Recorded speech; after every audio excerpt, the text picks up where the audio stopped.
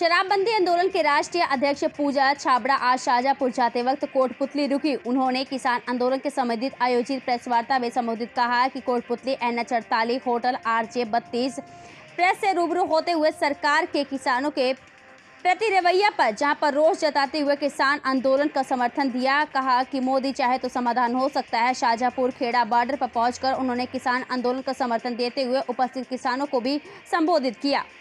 इसके दौरान उन्होंने कोटपुतली में प्रेस वार्ता को संबोधित करते हुए किसानों की मांग का जायजा किया और सरकार को 3 कृषि बिल वापस लेना चाहिए। प्राइम ब्रेकिंग न्यूज चैनल के लिए कोटपुतली राजस्थान से राजकुमार। ये जो 3 काले कानून आए हैं उसके खिलाफ बैठा हुआ है।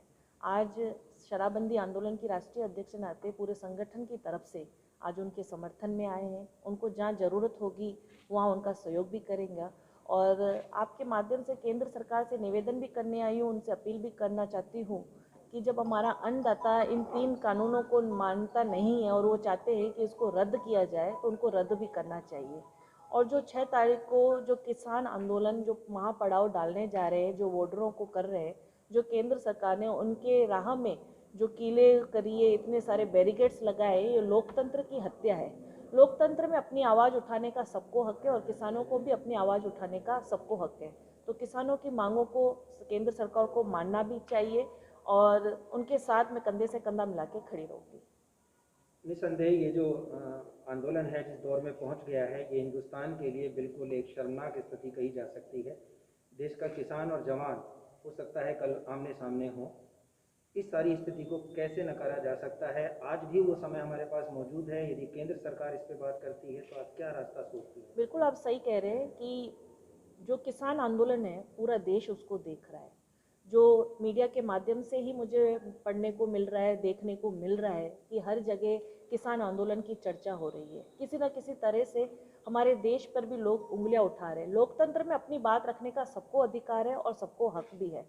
तो मैं किसान आंदोलन के जो बैठे हुए नेता उनसे भी अपील करना चाहूँगी कि मान सम्मान देश का आपके हाथों में भी है और मोदी जी को भी कहना चाहूँगी कि अगर अपने देश के मान सम्मान को बढ़ाना है और किसानों की मांगों को मानना है तो बातचीत के तरीके से इस लोकतंत्र की शक्ति को आप शक्ति प्रदान करें और बातचीत से इसका हल निकालें। क्योंकि जब भी हम नारा लगाते हैं तो जय जवान और जय किसान लगाते हैं।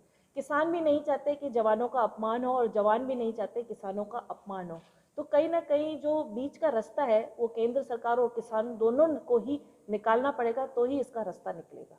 आपने अभी भी जय जवान जय किसान की बात की और आप प्रेस से मुखातिब हो रही हैं। सिस्टमेटिक तरीका है जिससे कि आप अपनी बात कह रहे हैं, लेकिन सोशल मीडिया में जिस तरह से किसान आंदोलन के दौरान तिरंगे को कुचला जा रहा है, जिस तरह की भ्रामक बातें आ रही हैं, उस घटना की मैं भी कड़े शब्दों में निंदा करती हूँ। वो घटना नहीं होनी चाहिए थी। तिरंगे का मान सम्मान हम देशवासियों के लिए सबसे पहले है। तो ये जो चीज़ हो रही है वो चीज़ गलत भी है। इस बात का मैं भी समर्थन करती हूँ कि जो 26 जनवरी को लाल किले पे जो ये हादसा हुआ वो हादसा नहीं होना चाहिए था और उसको रोका भी जा सकता था। अगर केंद्र सरकार चाहती इस हादसे को रोका भी जा सकता था, लेकिन किन्हीं कारणों से जो सूचनाएं मिल रही हैं इस आंदोलन को दबाने का कुचलने का प्रयास भी किया गया है।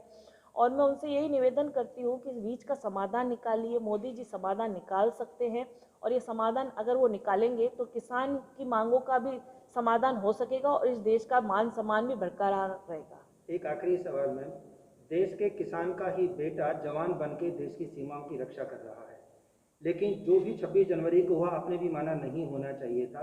बावजूद इसके इस घटना के बाद यदि किसान नेता राकेश टिकैत की भावुकता पर देश के तमाम नेता वहां पहुंच जाते हैं, समर्थन देते हैं, लेकिन जो 400 जवान घायल हुए हॉस्पिटलों में मौजूद थे उनसे मिलने कोई नहीं गया, आप क्या कहेंगे?